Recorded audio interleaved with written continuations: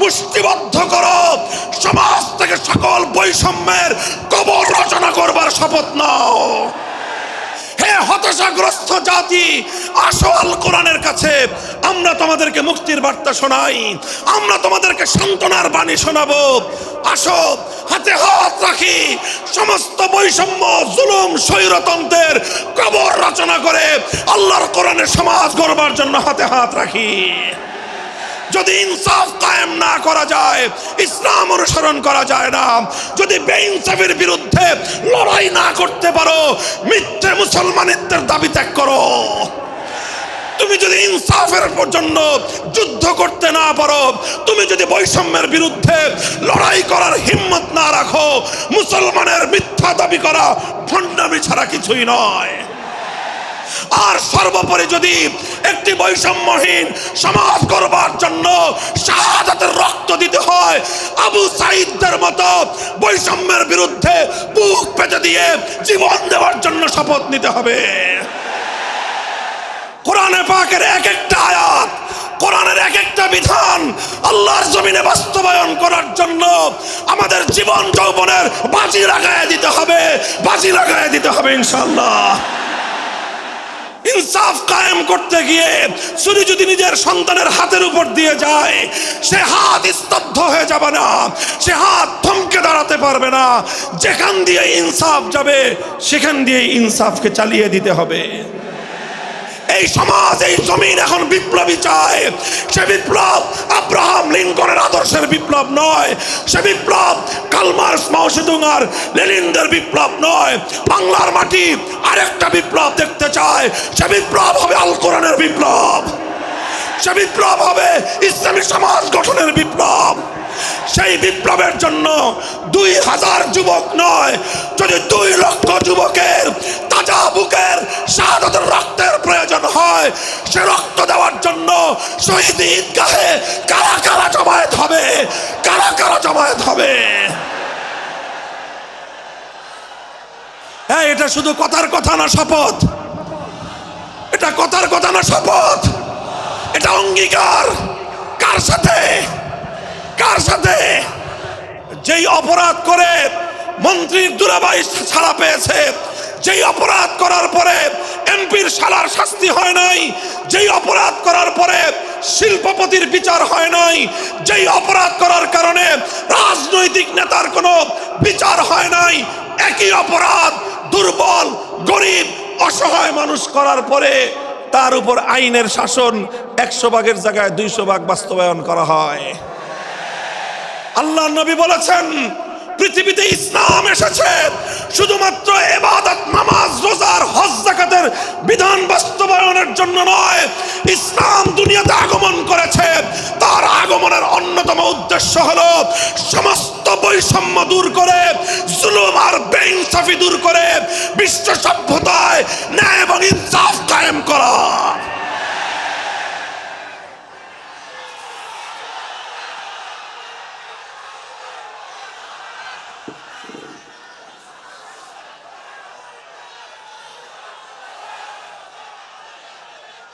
মনে রাখবেন, বৈষম্যহীন সমাজ গড়া এটা শুধু বৈষম্য বিরোধী ছাত্র নেতৃবৃন্দের দায়িত্ব নয়। বৈষম্যহীন সমাজ গড়া এটা শুধুমাত্র বৈষম্য বিরোধী ছাত্র নেতৃবৃন্দের দায়িত্ব নয়। বৈষম্যহীন সমাজ গড়া সর্বপ্রথম আল কোরআনের সৈনিকদের দায়িত্ব। বৈষম্যহীন সমাজ গড়া সর্বপ্রথম আল্লাহর নবীর সত্যিকার উম্মতদের দায়িত্ব। ওঠো, দাঁড়াও, হাত মুষ্টিবদ্ধ করো, সমাজ থেকে সকল বৈষম্যের কবর রচনা করবার শপথ নাও। মুহতারাম হাজিরিন, কথাটা খুব জায়গা লক্ষণীয়, শোনার বিষয়। যারা একটা বৈষম্যহীন সমাজ দেখতে চাও, যারা জুলুম এবং অত্যাচারে অতিষ্ঠ হয়ে গিয়েছ, যাদের জীবনকে এই ধরনের অন্যায়, অবিচার, জুলুম, শোষণ, স্বৈরতন্ত্র যাদের অন্তর হৃদয়কে জ্বালিয়ে পুড়িয়ে ছারখার করে দিয়েছে, হে হতাশাগ্রস্ত জাতি, আসো আল কোরআনের কাছে, আমরা তোমাদেরকে মুক্তির বার্তা শোনাই, আমরা তোমাদেরকে সান্ত্বনার বাণী শোনাবো। আসো হাতে হাত রাখি, সমস্ত বৈষম্য, জুলুম, স্বৈরতন্ত্রের কবর রচনা করে আল্লাহর কোরআনের সমাজ গড়বার জন্য হাতে হাত রাখি। দেখেন, আল্লাহ পাক রব্বুল আলামিন যুগে যুগে যত নবী রাসূল প্রেরণ করেছেন, যুগে যুগে যত আসমানি কিতাব আল্লাহর পক্ষ থেকে অবতীর্ণ হয়েছে, কেন হয়েছে? শুধুমাত্র মুসল্লিদের সমাজ গড়বার জন্য নয়, শুধুমাত্র রোজাদার সমাজ গড়ার জন্য নয়, অবশ্যই কোরআন এবং কিতাব নাজিল হয়েছে নামাজের জন্য, অবশ্যই কোরআন এবং কিতাব নাজিল হয়েছে রোজা, হজ, যাকাত সহ আল্লাহ পাকের যাবতীয় বিধান সমাজে বাস্তবায়ন করার জন্য। তবে একমাত্র এটাই উদ্দেশ্য নয়, বরং সমস্ত কিতাব, সমস্ত নবী রাসূল দুনিয়াতে আগমন করার অন্যতম একটা মৌলিক লক্ষ্য। কোরআনে পাকের সূরাতুল হাদীদ থেকে তেলাওয়াত করেন, অর্থ বুঝেন, মর্ম বুঝার চেষ্টা করেন। লাকাদ আরসালনা রুসুলানা বিল বায়িনাতি ওয়াল হুদা ওয়া আনজালনা মাআহুমুল কিতাবা ওয়াল মিজান লিয়াকুমান নাসু বিল কিসত। আল্লাহ কোরআন বলছে যে আমি নবী রাসূল পাঠিয়েছি, আসমান থেকে যুগে যুগে কিতাব নাজিল করেছি। এই সব কিছুর অন্যতম একটা উদ্দেশ্য হলো লিয়াকুমান নাসু বিল কিসতি। কোরআন নাজিলের উদ্দেশ্য, নবী প্রেরণের উদ্দেশ্য, শরীয়ত প্রেরণের উদ্দেশ্য, ধর্ম প্রেরণের উদ্দেশ্য হলো, অন্যতম উদ্দেশ্য হলো লিয়াকুমান নাসু বিল কিসতি। মানব সমাজ থেকে অন্যায়, অবিচার, জুলুম, শোষণ দূরীভূত করে ন্যায় এবং ইনসাফ কায়েম করা, এটাই হলো ইসলামের অন্যতম মৌলিক লক্ষ্য। যদি ইনসাফ কায়েম না করা যায়, ইসলাম অনুসরণ করা যায় না।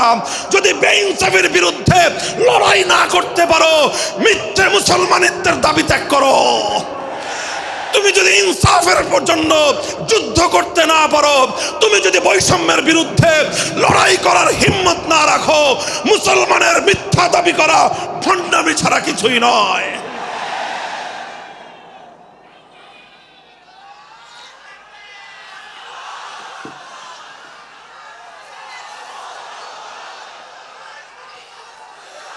এই জন্য আমাদেরকে বুঝতে হবে, আমাদের জীবনের অন্যতম মিশন, যে জন্য আল্লাহ তার নবীদেরকে পাঠিয়েছেন, নবীদের জীবনের মিশন যা ছিল, নবীর উত্তরাধিকারী, নবীর অনুসারীদের জীবনের মিশনও সেটাই হবে। বলেন কথা ঠিক না বেঠিক? যে পথে গিয়েছে নবীদের জীবন, সে পথে যাবে আমাদের জীবন। যেটা ছিল নবীদের ভীষণ, সেটাই হবে আমাদের ভীষণ। যদি এটাই হয় সত্য কথা, এটাই যদি হয় শপথ, তবে বৈষম্যহীন সমাজ গড়বার জন্য যা করতে হয় তাই করা আমার আর তোমার জিম্মাদারি। যদি সেজন্য আমাদেরকে ঘাম ঝরাতে হয়, ঘাম ঝরানো আমাদের দায়িত্ব। আর যদি সেজন্য চোখের অশ্রু দিতে হয়, চোখের অশ্রু দেওয়া আমাদের দায়িত্ব। যদি সম্পদের কোরবানি করতে হয়, মাল সম্পদের কোরবানি করা, সেটাই আমাদের জীবনের দায়িত্ব এবং উদ্দেশ্য। আর সর্বোপরি যদি একটি বৈষম্যহীন সমাজ গড়বার জন্য শাহাদাতের রক্ত দিতে হয়, আবু সাঈদদের মতো বৈষম্যের বিরুদ্ধে বুক পেতে দিয়ে জীবন দেওয়ার জন্য শপথ নিতে হবে।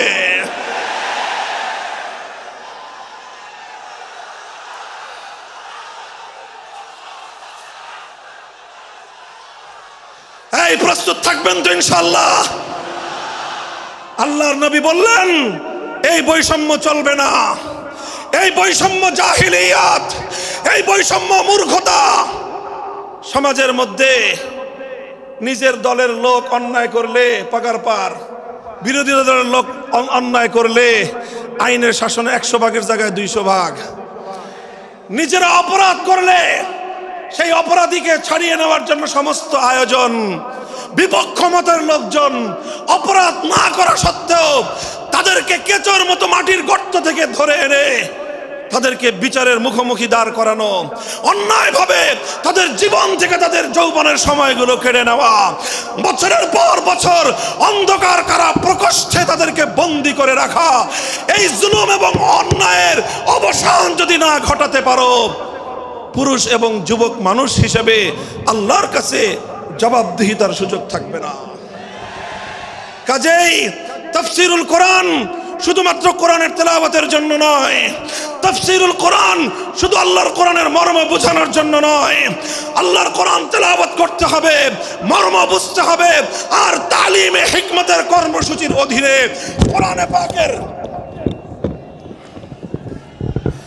কোরআনে পাকের এক একটা আয়াত, কোরআনের এক একটা বিধান আল্লাহর জমিনে বাস্তবায়ন করার জন্য আমাদের জীবন যৌবনের বাজি লাগায় দিতে হবে ইনশাআল্লাহ। হযরত রাসূল আকরাম সাল্লাল্লাহু আলাইহি ওয়াসাল্লাম বলছিলাম, জাতির উদ্দেশ্যে প্রদত্ত মক্কা বিজয়ী মহাবীর আমিরুল মুমিনিন নবিয়ুল্লাহ খলিফাতুল্লাহ ফিল আরদ খলিফাতুল মুসলিমিন মুহাম্মদুর রাসূলুল্লাহ সাল্লাল্লাহু আলাইহি ওয়াসাল্লামের বক্তব্যের কথা আল্লাহর নবী বললেন, বৈষম্যের কারণে আল্লাহ পাক রব্বুল আলামিন পৃথিবীর বহু জাতিকে ধ্বংস করে দিয়েছেন। সুতরাং শুনে রেখো, আমার দ্বারা বৈষম্য হবে না। শুধু আমার বংশের লোক দেখে, আমার গোত্রের লোক দেখে, আমার রক্তের আত্মীয়তার সূত্রের কারণে আমি অপরাধ প্রমাণিত হওয়ার পরেও তার উপর কোরআনের বিধান বাস্তবায়ন করব না, এটা আমার দ্বারা সম্ভব নয়। এরপরে আল্লাহর নবী যেই কথাটি বললেন, সেই কথা যদি আল্লাহর নবী হাদিসে না বলতেন, তাহলে সেই কথা উচ্চারণ করতে আমাদের জিহ্বা কেঁপে উঠত, আমাদের বক্ষ প্রকম্পিত হতো। আল্লাহর নবী বললেন, ওয়াল্লাহ লাউ আন্না ফাতিমাতা বিনতা মুহাম্মাদিন সারাকাত লাকাতাতু ইয়াদাহা, ওয়াল্লাহি লাউ আন্না ফাতিমাতা বিনতা মুহাম্মাদিন সারাকাত লাকাতাতু ইয়াদাহা। শুধু আমার দাদির গোত্র, আমার বংশের ফাতেমা নামনি মহিলা নয়, আজ যদি আমি মুহাম্মদুর রাসূলুল্লাহর কলিজার টুকরা মেয়ে, আমার জীবনের সবচেয়ে আদরের সন্তান ফাতেমা যদি আজকে চুরি করে ধরা পড়তো, আমি আল্লাহর শপথ করে বলি, আমি তার হাত কেটে দিতে এতটুকু দ্বিধা করতাম না। মুহতারাম হাজিরিন, এটাই হলো তালিমে হিকমত। আল্লাহর কোরআনের বিধান বাস্তবায়ন করতে গিয়ে ছুরি যদি নিজের সন্তানের গলার উপর দিয়ে যায়, ইব্রাহিম খলিলুল্লাহর মতো ছুরি চালায় দিতে দ্বিধা করা যাবে না। যদি ইনসাফ কায়েম করতে গিয়ে ছুরি যদি নিজের সন্তানের হাতের উপর দিয়ে যায়, সে হাত স্তব্ধ হয়ে যাবে না, সে হাত থমকে দাঁড়াতে পারবে না। যেখান দিয়ে ইনসাফ যাবে সেখান দিয়ে ইনসাফকে চালিয়ে দিতে হবে। রাসূল আকরাম সাল্লাল্লাহু আলাইহি ওয়াসাল্লাম ঘোষণা করলেন, আল্লাহর আয়াত নাজিল হলো, ইয়া আইয়ুহাল্লাযীনা আমানুত্তাকুল্লাহ ওয়া যারু মা বাকিয়া মিনার রিবা ইন কুনতুম মুমিনিন। হে মুমিনগণ, সুদকে তোমরা পরিহার করো যদি ঈমানদার হয়ে থাকো। যদি ঈমানদার হয়ে থাকো, কি করো তোমরা? সুদকে পরিহার করো। কি করো? ইত্তাকুল্লাহ, তোমরা আল্লাহকে ভয় করো। ওয়াজারু মা বাকিয়া মিনার রিবা, সুদের যা অবশিষ্ট আছে এই সব কিছু তোমরা পরিহার করো। আর যদি না করো, সুদ যদি তোমরা পরিহার না করো, ফাজানু বিহারবিম মিনাল্লাহি ওয়া রাসূলিহি, আল্লাহ এবং তার রাসূলের পক্ষ থেকে যুদ্ধের ঘোষণা শুনে নাও। হে জাতি, হে মুসলিম সম্প্রদায়, আমরা তোমাদের কাছে পয়গাম পৌঁছে দিতে চাই, আল্লাহর উপর বিশ্বাসী জাতি, আল্লাহর নবীর উপর আস্থাশীল জাতি কোনোদিন সুদি কারবার করতে পারে না। সুদ ভিত্তিক অর্থ ব্যবস্থা দিয়ে তাদের সমাজ চলতে পারে না। আল্লাহর উপর বিশ্বাসীদের সমাজ যদি হয় সুদ ভিত্তিক, তার অর্থ হলো রাত দিন আল্লাহ এবং তার রাসূলের সঙ্গে তারা যুদ্ধে লিপ্ত।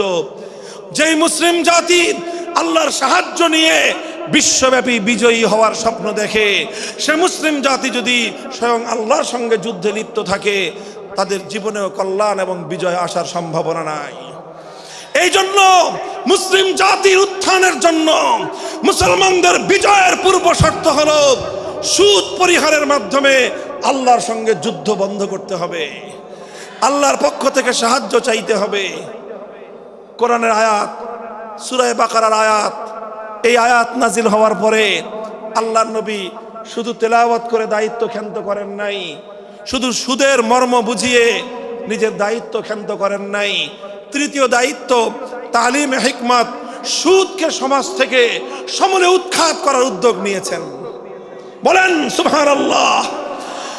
শুধু আলোচনা করে, বক্তৃতা দিয়ে নবীর দায়িত্ব শেষ হয় নাই, শুধুমাত্র তাফসীর করে দিয়ে নবীর দায়িত্ব ক্ষান্ত হয় নাই, বরং এক একটা বিধান, আল্লাহর এক একটা আয়াত কিভাবে সমাজে বাস্তবায়ন করা লাগে, করা যায়, নবীজি প্র্যাকটিক্যাল ভাবে তার উদ্যোগ গ্রহণ করেছেন। কিভাবে উদ্যোগ নিয়েছেন? সুদের বিরুদ্ধে কি উদ্যোগ নিয়েছিলেন?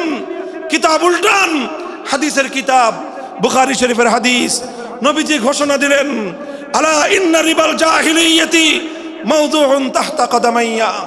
জাহিলিয়াতের যুগে যত সুদের কারবার চলতো, ইসলাম এবং আল কোরআনের সমাজ গড়বার পর সেই জাহিলি যুগের রীতি, সুদ ভিত্তিক অর্থ ব্যবস্থা মুসলিম সমাজে আর থাকতে পারে না।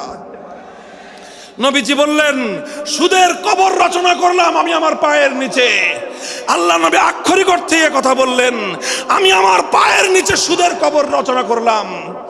এরপরে আল্লাহ নবী ঘোষণা দিলেন, অনেকে আছো তোমরা যারা আগে কুফরির জমানায় জাহিলিয়াতের যুগে সুদের উপর লগ্নি করেছো, সুদের উপর মানুষকে ঋণ দিয়েছো, সুদী মহাজন যারা সুদের ভিত্তিতে মানুষকে টাকা দিয়েছো, এইরকম কাজ কারবার যারা করত, সেই যুগে তাদের মধ্যে একজন ছিলেন স্বয়ং আল্লাহর নবীর চাচা হযরত আব্বাস বিন আব্দুল মুত্তালিব রাদিয়াল্লাহু আনহু। মক্কার ঘরে ঘরে আব্বাস রাদিয়াল্লাহু আনহু মানুষের কাছে ঋণ টাকা দিতেন, টাকা পাওনা ছিল এবং সকল টাকা লগ্নি করা ছিল, বিনিয়োগ করা ছিল সুদের ভিত্তিতে। আল্লাহর নবী ঘোষণা করলেন, জাহেলি যুগের সমস্ত সুদ আমি আল্লাহর নবী মওকুফ ঘোষণা করলাম। সর্বপ্রথম যেই সুদ আমি মাফ ঘোষণা করলাম সেটা হলো আমার চাচা আব্বাসের সুদ। কাউকে আমার চাচার কাছ থেকে যারা ঋণ নিয়েছিল, কেউ আর আমার চাচার সুদ দিতে হবে না, শুধুমাত্র মূল পুঁজিটা ফেরত দিবে। সুদ আজ থেকে কবর রচনা করা হলো। হে মুসলমান, যেই সুদের কবর রচনা করে সেই কবরের উপর ইসলামের বিজয়ের বুনিয়াদ কায়েম হয়েছিল, ইসলামের বিজয়ের কেতন উড়েছিল। অন্যায় বৈষম্যের কবর রচনা করে, সুদ ভিত্তিক অর্থ ব্যবস্থার কবর রচনা করে আজ মুসলমানেরা আবার সেই কবর খুঁড়ে সেখান থেকে জুলুম, অত্যাচার, সুদ ভিত্তিক অর্থ ব্যবস্থাকে কবরের পচা মাল, কবরের মরা পচা করা লাশ মুসলিম সমাজের মধ্যে আবার পুনর্বাসিত করেছে। এজন্যই আজ মুসলমানদের এই অধপতন। যদি মুক্তি চাও, যদি মুক্তি চাও, শুধুমাত্র ইবাদত দিয়ে মুক্তি আসবে না। ইবাদত যেমন করতে হবে, যেরকম নামাজ, রোজা, হজ, যাকাত, তাসবিহ, তাহলিল আদায় করতে হবে, ঠিক একই ভাবে সমাজ সংস্কার করার জন্য সমাজ থেকে জুলুম দূর করতে হবে, বৈষম্য দূর করতে হবে, বেইনসাফি দূর করতে হবে, সুদ ভিত্তিক অর্থ ব্যবস্থার বিরুদ্ধে জাতীয়ভাবে ঐক্য গড়ে তুলে সুদের বিরুদ্ধে যুদ্ধ ঘোষণা করতে হবে। রাজি আছেন তো ইনশাআল্লাহ? আল্লাহ পাক তৌফিক দান করেন। হাত নামান। 3 দফা কর্মসূচি গেল, তালিমে হিকমত সর্বশেষ আলোচনা ও সমাপ্তির দিকে। নবীজির 4 নম্বর কর্মসূচি হলো ওয়া ইউআল্লিমুহুমুল কিতাবা ওয়াল হিকমাতা ওয়া ইউযাক্কিহিম। ইউযাক্কিহিম অর্থ হলো তাজকিয়া। তাজকিয়ার অনেক অর্থ। তাজকিয়া বলে শুধুমাত্র পীর মুরিদি বোঝানো হয়, তাজকিয়া বলে শুধুমাত্র তাসাউফ চর্চা বোঝানো হয়, তাজকিয়া বলে শুধুমাত্র কিছু ওজিফা আদায় করা বোঝানো হয়। তাজকিয়ার আসল সারমর্ম হলো, একটু লক্ষ্য করে বুঝেন, খুব গভীর এবং তাৎপর্যময় একটা কথা। তাজকিয়ার মূল অর্থ হলো, দেখেন কর্মসূচি ছিল কয়টা? 4টা। 1 নম্বর কর্মসূচি ছিল তেলাওয়াতে কিতাবুল্লাহ, আল্লাহর কিতাবের তেলাওয়াত। 2 নম্বর কর্মসূচি ছিল তালিমে কিতাব, কিতাবুল্লাহ, আল্লাহর কিতাবের মর্ম বোঝানো। 3 নম্বর কর্মসূচি ছিল তালিমে হিকমত, অর্থাৎ আল্লাহর কিতাবের প্রত্যেকটা বিধান, প্রত্যেকটা বিষয়কে প্র্যাকটিক্যাল আমলে পরিণত করা, কার্যে পরিণত করা। কথা ঠিক না বেঠিক? 3 নম্বর কর্মসূচি হলো শুধু আমলে পরিণত করাই দায়িত্ব শেষ নয়, বরং আমলে পরিণত করার পরেও আরো অগ্রসর হতে হবে। 4 নম্বর কর্মসূচি হলো আল্লাহর কোরআনকে নিজের আখলাক এবং নিজের চরিত্রে পরিণত করা। কোরআনকে চরিত্রে পরিণত করা, কোরআনের চরিত্র অর্জন করা। কোরআন যে আখলাকের কথা বলেছে, কোরআন যেই চরিত্রের কথা বলেছে, সেই কোরআনই চরিত্র যখন একজন মানুষ গঠন করতে পারে, এটাকেই বলা হয় তাজকিয়া, এটার নামই হলো তাসাউফ। মুহতারাম হাজিরিন, আল্লাহর নবী নিজের জীবনে 100% আল্লাহর কোরআনকে নিজের চরিত্রে পরিণত করতে পেরেছিলেন। এই জন্য যদি কেউ জিজ্ঞাসা করে আল্লাহর নবীর সিরাত কি, নবীর জীবনীটা কি বলেন তো, সবচেয়ে সংক্ষিপ্ত অথচ সবচেয়ে পূর্ণাঙ্গ জবাব হলো, কি বললাম, সবচেয়ে সংক্ষিপ্ত অথচ সবচেয়ে পূর্ণাঙ্গ। নবীর জীবন সম্পর্কে সবচেয়ে সংক্ষিপ্ত এবং সবচেয়ে পূর্ণাঙ্গ বর্ণনা হলো কানা খুলুকুহু আল কোরআন, আমার নবীর চরিত্র ছিল কোরআন। কোরআন যা বলেছে নবীর চরিত্রে সেটা বাস্তবায়িত হয়েছে, নবীর আখলাকে সেটা বাস্তবায়িত হয়েছে। নবীজির কথাবার্তা, নবীজির উঠা বসা, নবীজির আচার ব্যবহার, নবীজির প্রত্যেকটা অ্যাক্টিভিটি, এমনকি চিন্তা চেতনা সব যখন আল্লাহর কোরআন অনুযায়ী তৈরি হয়, তখন সেটাকেই বলা হয় তাজকিয়া। আর এটাই হলো কোরআনকে কেন্দ্র করে চতুর্থ কর্মসূচি। মুহতারাম হাজিরিন, আমি আমার আলোচনা এবার সমাপ্তির দিকে টেনে নিয়ে যাই। আসুন আমরা আল্লাহর কোরআনকে সেন্টারে রেখে একটা সমাজ বিনির্মাণের চেষ্টা করি। সেই সমাজ বিনির্মাণের জন্য প্রথম কাজ, ঘরে ঘরে কানে কানে কোরআনের তেলাওয়াতের আওয়াজ পৌঁছে দেই। 2 নম্বর, প্রতিটি মুসলমানের কাছে কোরআনের মর্ম বোঝানোর চেষ্টা পৌঁছে দেই। 3 নম্বর হলো কোরআনের প্রত্যেকটা বিধান সমাজে, ব্যক্তিগত জীবনে, পরিবার জীবনে, সমাজে, রাষ্ট্র জীবনে বাস্তবায়ন করার উদ্যোগ নেই। চতুর্থ কর্মসূচি হলো আল্লাহর কোরআনকে নিজের আখলাক, নিজের চরিত্রে রূপান্তরিত করার জন্য সর্বাত্মক চেষ্টা চালাই। ইনশাআল্লাহ রাজি আছি তো? ইনশাআল্লাহ রাজি আছেন তো? আল্লাহর কোরআন শুধুমাত্র তেলাওয়াত নয়, শুধুমাত্র তাফসীর আর ব্যাখ্যা নয়, এই কোরআনকে বাস্তবে পরিণত করবার জন্য মুসলমানরা যদি উদ্যোগ গ্রহণ করে, আগামীর বিশ্ব হবে ইসলামের বিশ্ব, আগামীর বিশ্ব হবে আল কোরআনের বিশ্ব ইনশাআল্লাহ। বাংলাদেশ বাংলাদেশ বাংলাদেশ নিয়ে আমার আখেরি বার্তা এখন হলো, বিপ্লবের জন্য বাংলাদেশ উর্বর হয়ে আছে। কথা বলেন ঠিক না বেঠিক?